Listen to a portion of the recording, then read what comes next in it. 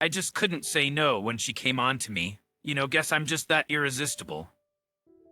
And man, young woman was just the best. Never thought she'd get pregnant that fast, though. But hey, she's family now, and I'm not planning on taking anything away from my son.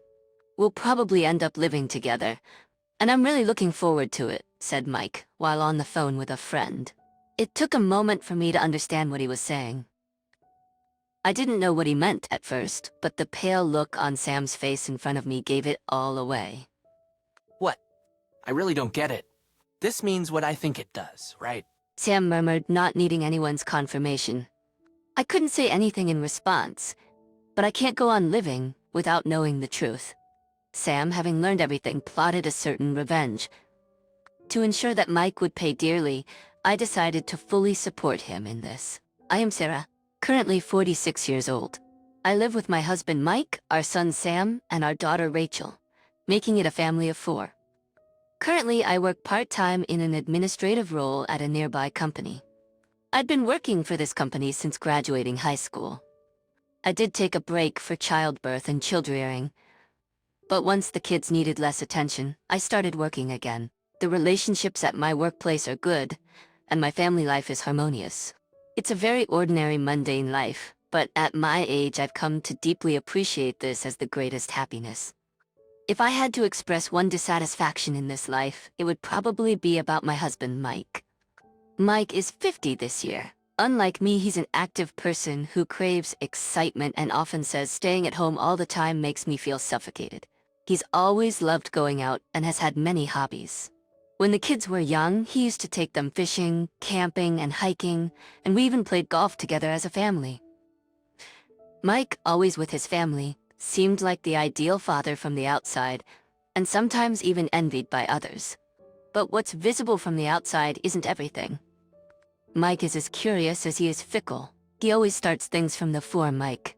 Expensive fishing rods, camping gear, golf equipment. Every time he starts something, he spends hundreds of dollars to gather things, but after a few uses, they end up in storage, never to see the light of day again. Dad, I want to go fishing again. Dad, I want to go camping. Even when the kids would ask like that, once he lost interest, he wouldn't listen to their requests anymore. "Ah, I'm over it now," he would say, and that was the end of it. To others, he might have seemed like a good father, but Mike was just doing what he wanted. He wasn't doing it with the kids or me, rather he was making us tag along and swing us around to his whims. Eventually, the kids also realized this. I think, All right, let's all go get our diving licenses this summer vacation. eventually, even when Mike proposed something, the response was, "No way. You just quit when it starts getting fun. And it costs a lot to get gear for all 4 of us. You'll just stop using it soon anyway." So we stopped going along with his suggestions. I think the kids have a point. I feel the same way, but Mike just gets angry at the kids. What's this? I thought it'd be great to do something all together. Grumbling, Mike would behave in such way that it was hard to tell who was the adult. When our younger child, Rachel, became a middle schooler, Mike practically stopped getting any attention from the kids. But that didn't mean his nature calmed down. Now, he even started getting into gambling. However, unlike his previous hobbies, gambling didn't require a large sum of money to start. And surely he would get bored of it soon enough.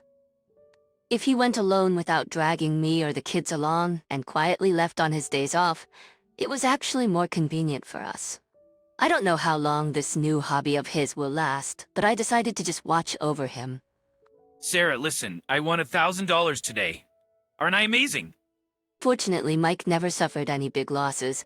Sometimes he'd win $1,000 or otherwise $300 or just a few tens of dollars. The range was wide, but seemed he was mostly winning. What? $1,000? That's incredible. It almost makes working seem silly, huh? While joking like that, he spent his time on his hobby. But 6 months into his gambling phase, Mike stopped reporting his wins. Lately, I haven't heard about any wins. Is it not going well? I asked. He replied with pride, "No way, I'm a genius. Still winning continuously. Every time I go, I win, but it's just too much trouble to report it, you know? And I'm keeping it as my secret stash. Well, I have things I'd like to say, but he's diligent about his job." If he's making his own secret stash and gambling within reasonable limits, there's not much I can say. It would be a lie to say I'm not worried, but so far, none of his hobbies have lasted more than a year. I was thinking that he'd probably get bored of gambling soon enough. But contrary to my expectations, Mike didn't quit gambling. In fact, he even made friends and continued gambling every weekend for a year, exchanging information and tips. One day, while I was feeling increasingly exasperated with Mike, I was shopping at the supermarket. As usual, I tried to pay with the card for household expenses, but the cashier told me, "I'm sorry, but the payment isn't going through." Thinking the magnetic strip might have worn out, I quickly pulled out my personal card and said, "Sorry, please use this one," and managed to pay without further issue. The card for household expenses is a family card issued under Mike's name, and the withdrawals are from his account. So I had to report this to him, and that night I brought it up. Today, the card didn't work at the supermarket. Maybe the magnetic strip is damaged. Could you handle the reissue process? And I handed the card over to Mike. But days passed and he still hadn't taken care of it. Feeling suspicious, I called the card company myself, only to be told that they couldn't proceed without Mike. Reluctantly, I continued using my own card while waiting for the reissue. One day I noticed a letter from the card company. Assuming Mike had finally taken care of it, and desperate for the household expenses card, I opened it without confirming with him. But when I saw the letter, my eyes widened in shock. Payment not made? What does this mean? It was a notice urging a deposit due to a failure in the account withdrawal.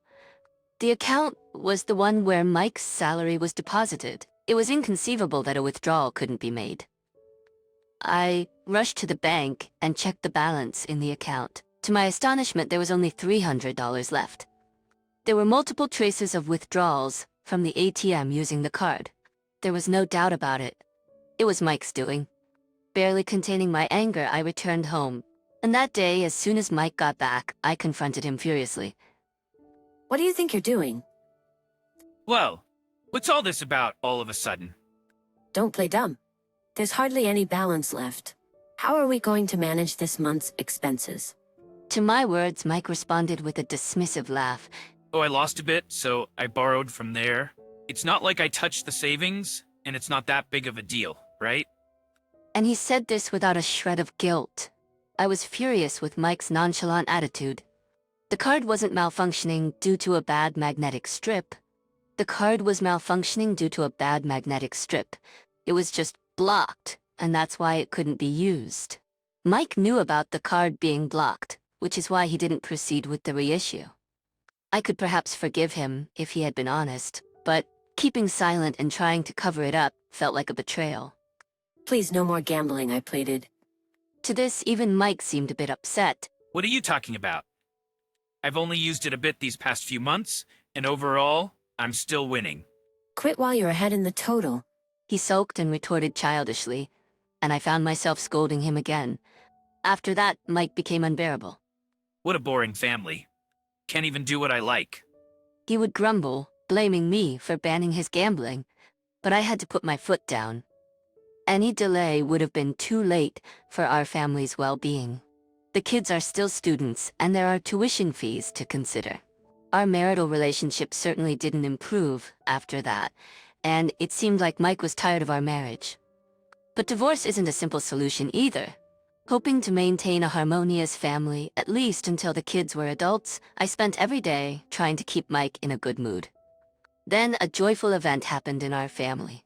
Sam, who had graduated high school and started working, introduced me to his girlfriend. Her name is Mia. She's the same age as Sam, moved from the countryside to work here, and they met through a friend at work. It felt like a fresh breeze had blown into our home, and I welcomed Mia warmly. Sarah, your cooking is really delicious. Mia was a really good girl. We had meals together, and she would always compliment the food. She also enjoyed going on cafe tours with Rachel, and it didn't take long for her to blend in with our family. Of course, Mia was also very kind to Mike. She'd join him for evening drinks and listen to his stories. She was the only one in the house who did that. Mike took a liking to her too, and started saying, if Sam and Mia get married, it'd be great to have her as our daughter-in-law. Naturally, I was in complete agreement with that idea. Sam and Mia were only 20 years old, but they seemed to be thinking seriously about their future. Then, after a while, they informed us that they had decided to get married when they turned 23. Why 23? I asked, simply curious. Getting married costs money. I want to have a wedding, just like Mia wishes, so we thought we'd save up together until then. I was impressed by his words, which seemed too mature for a 20-year-old. Of course, we have enough savings to give Sam a wedding. But Sam doesn't want to rely on us. Instead, he wants to be the one who provides support. I was so moved by his maturity, even though the wedding was still far off, that I cried. Considering Mia as already half a part of our family, we decided to refer to her not just as Sam's girlfriend, but as his fiancée. However, sometime later, Sam informed us that Mia was pregnant. Despite their plans to marry at 23, I was taken aback by this sudden news. Pregnant. I know how you feel about each other. So that's not an issue. I said this to Sam, but his face remained clouded. Is something wrong? But Mia wasn't supposed to get pregnant. Sam muttered, seemingly struggling to express himself. I was puzzled, not understanding the intent behind his words. Adding to my confusion, Sam continued, revealing more. When Mia got pregnant, I was away on a business trip, so it can't be my child. Sam's anguished cry pierced my heart. Mia cheated, but I couldn't believe she was that kind of person. Sam also said, But Mia insists she absolutely didn't cheat. I just don't know what to do. Sam held his head in his hands, overwhelmed. Seeing Sam in such a state, I felt an urgent need to talk to Mia and asked Sam to let me speak with her. I decided to keep Mike in the dark until things were clear. It's a delicate issue, and I didn't think Mike's involvement would help resolve it. But the truth came out in an unexpected way. One evening, just before dinner, Mike hadn't come to the table yet. Sam, could you go call your father? I was busy with my hands and asked Sam to fetch him. Sam went to call Mike as I had asked, but neither of them came back for a while. Wonder what's happening, I thought. Leaving the dinner preparations to Rachel, I headed towards the bedroom. There I found Sam standing outside with a pale face. What's wrong? I asked. Sam gestured for silence, placing his index finger on his lips. Puzzled, I approached the bedroom door and heard Mike's voice from inside. Well, now our family is secure, he said. It seemed like Mike was on the phone with someone. Knowing him, he was probably talking to one of his dubious acquaintances from his gambling circle. I looked at Sam's face. If it was just a phone call, he could have simply said, "Dad's on the phone," and returned. But judging from his complexion, it must be more than just a regular call. That became evident with the next words I heard.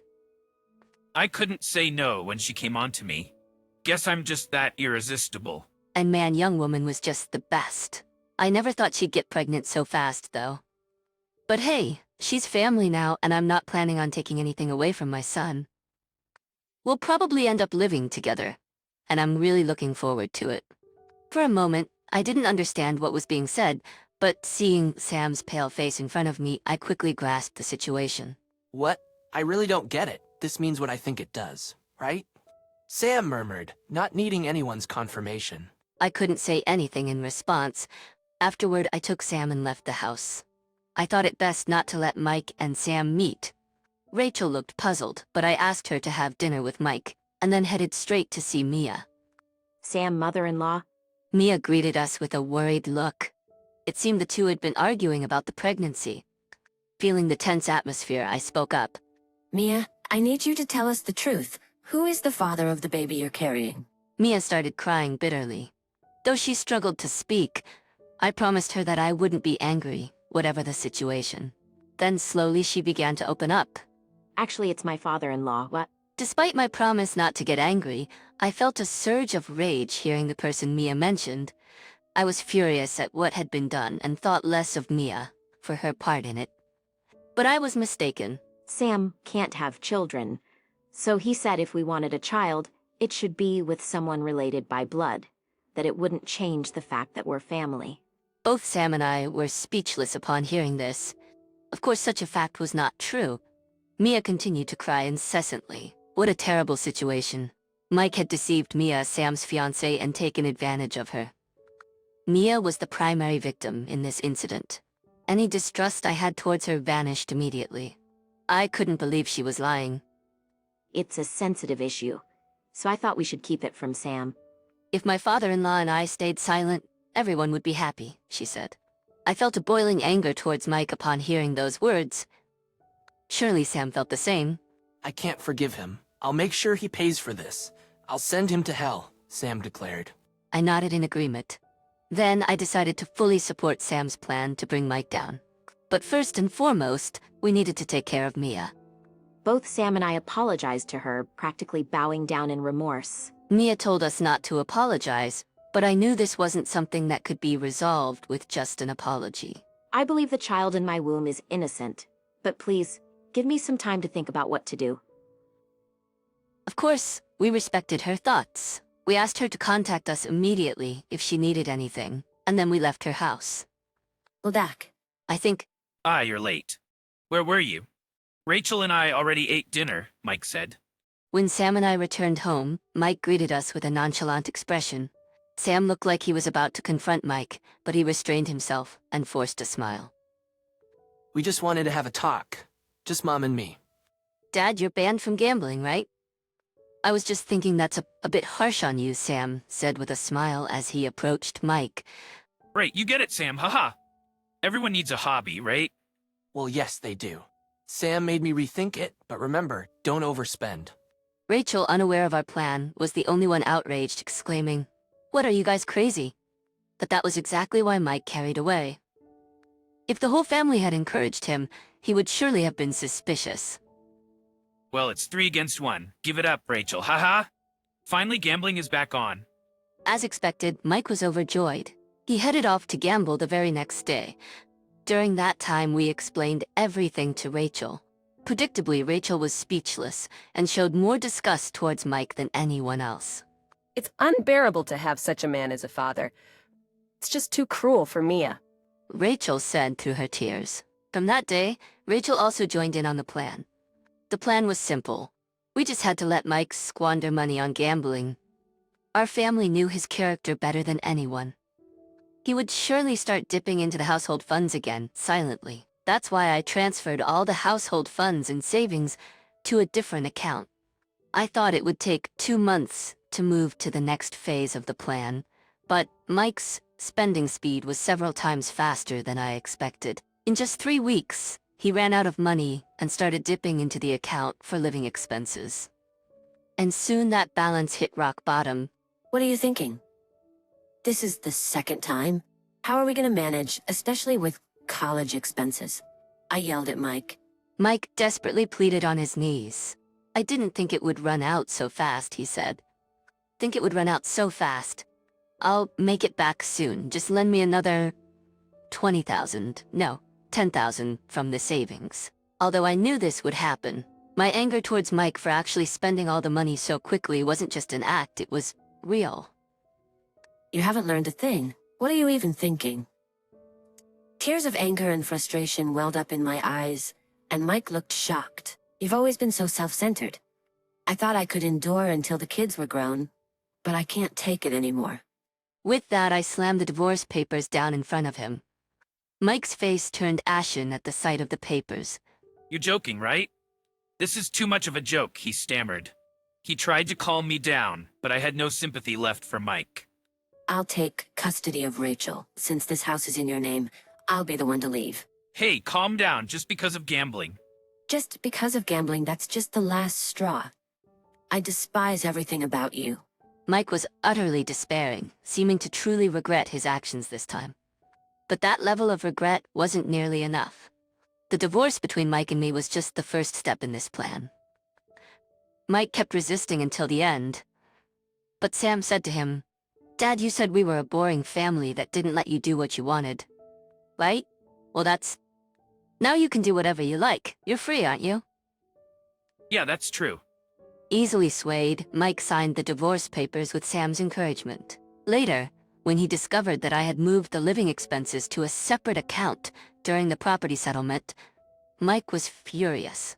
However, I had merely safeguarded the money. Mike couldn't understand why he was being scolded. All that money is also part of the property division. Split right down the middle. I gave you the house, didn't I? Then you can sell the house, and we'll split that money too. And of course, I expect you to sell all the fishing rods, camping gear, and anything else that might be worth some money, I retorted. Well, isn't that obvious? At that, even Mike was at a loss for words. Mike, who clearly didn't want to sell the house and was reluctant to give up his unused fishing rods, ended up losing all his savings to me. I used that money to rent an apartment and started living there with Rachel. I'm an adult, I'll stay here, Sam declared, seemingly satisfied. However, that was just a front. Sam remained in the house to report back to us on Mike's fall into his personal hell. After the divorce, Mike's life went downhill. Whether it was the stress of the divorce or the liberation from not having anyone to criticize his gambling, he started going to gamble every day. Mike's routine had shifted from just gambling on weekends to losing money after work almost every day. Ah, Dad, welcome back, greeted Sam nonchalantly as Mike returned home. And home. Where's dinner? There's none. I just got back too, Sam replied with a chuckle. What are you eating then? This? It's the curry Mom made. While eating, Sam would deliberately flaunt the food I had given him in front of Mike, who would end up eating instant noodles. Mike's face would display a mix of envy and longing. Let me have a bite? Mike would inevitably ask after a while, to which Sam would always respond with a playful "she? Absolutely not." This exchange became a daily occurrence. Then about a month later, while eating his usual cup noodles, Mike said to Sam, "Sam, listen, if you're gonna live in this house, could you chip in some money?" What? Sam exclaimed in surprise. You know, things like utility bills cost money. Mike spoke solemnly, but Sam quickly grasped the situation. Wait, you ran out of money? Sam asked, astounded. No, it's not exactly like that. Mike replied, avoiding Sam's gaze. With a smirk, Sam stood up, already knowing what was really going on. I've been contributing money every month. You've used that up too, haven't you? Sam pointed out. Mike was taken aback. I can't put in any more than that. If you still demand money, then I'll leave, Sam declared firmly.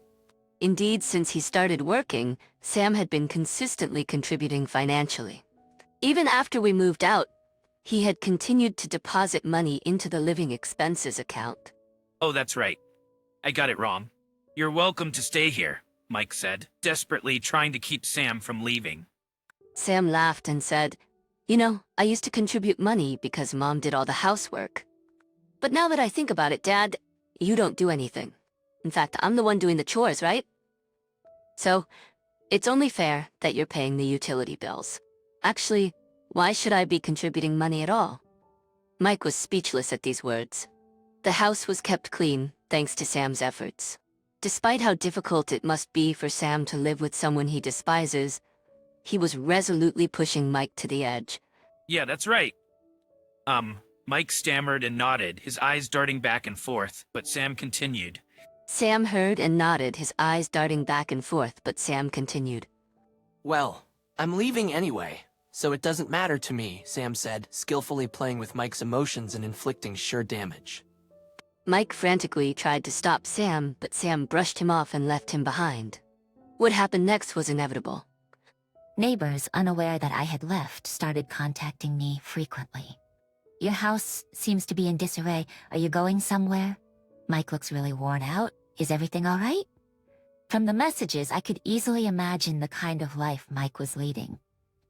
Furthermore, there were reports like, "Scary people came over, should I call the police?" It seemed Mike had resorted to borrowing money from shady lenders. This meant he was truly out of money. As expected, I received a call from Mike. Sarah, help me. You're the only one I can turn to now. Incapable of managing household chores and only able to beg for money, that was Mike's current state. I had no intention of helping such a person, but I contacted him anyway. "I have something to discuss with you. I'll come to the house tomorrow," I replied to Mike's message. I'll be waiting.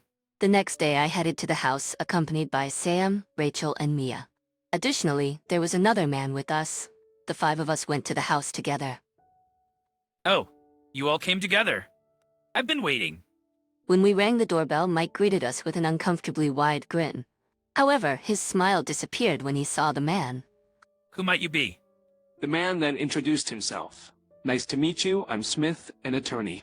I've come to discuss the matter where you all have been victimized. Victimized? Yes, it's about the infidelity towards Sarah, the defamation against Sam, and the sexual assault victimization of Mia. What?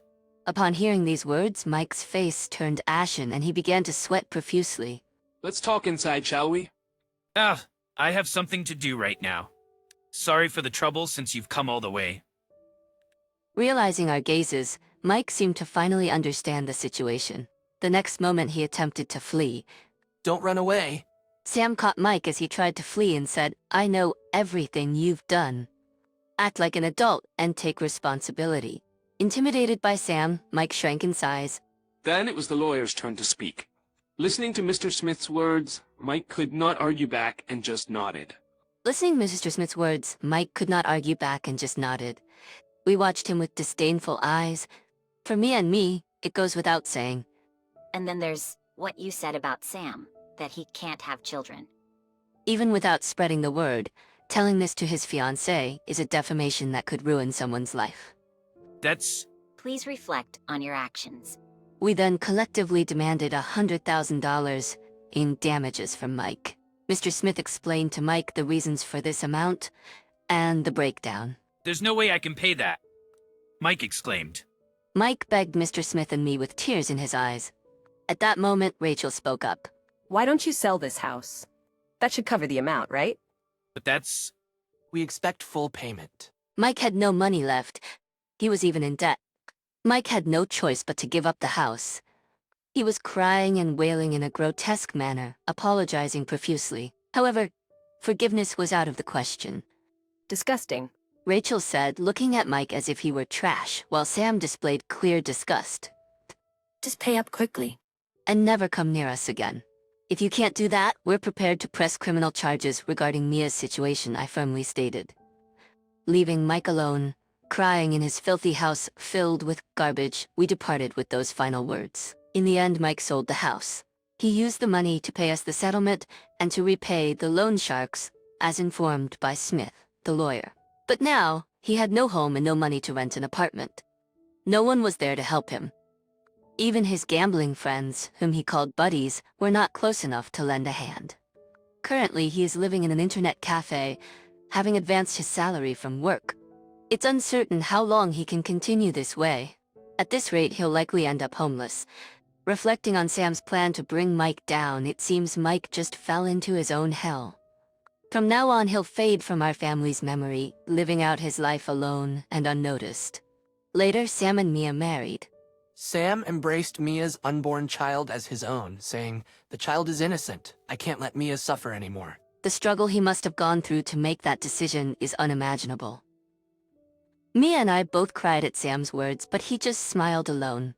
Then, Mia's pregnancy went smoothly, and a healthy baby girl was born. Doesn't she look like her mom? Rachel said, seeing the baby for the first time. She looks like me. Sam replied. Since the baby resembled me and I resembled Sam, we decided to do a DNA test. Surprisingly, the results revealed that Sam was indeed the father. It turned out that Mia's menstrual cycle had been off, and the baby was smaller than expected, leading to an error in calculating the gestational age. Mia, Rachel, and I all cried, but Sam, who had been holding back his emotions until now, cried the most upon learning the truth. "I will make sure we're all happy, both Mia and this child," Sam declared. His next plan was truly wonderful, and I decided to fully support it going forward.